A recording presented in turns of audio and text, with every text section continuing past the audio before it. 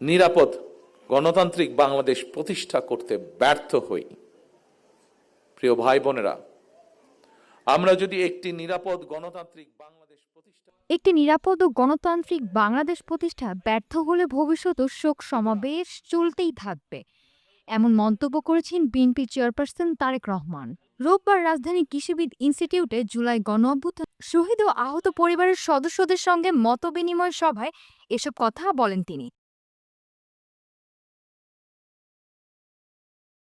তারেক রহমান বলেন, আর শোক নয়, এবার বাংলাদেশে গণতন্ত্রের বিজয়গাথা রচনা করতে হবে। তারেক রহমান দাবি করেন, ২০২৪ সালে জুলাই গণঅভ্যুত্থান কোনো দলীয় আন্দোলন, কোনো ব্যক্তি, দল বা গোষ্ঠীর নয়।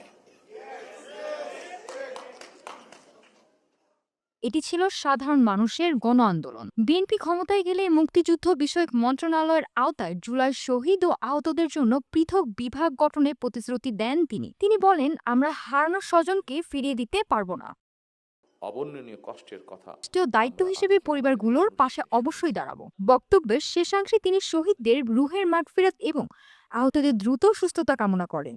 নাফিসা সামিয়া, ঢাকা টুডে।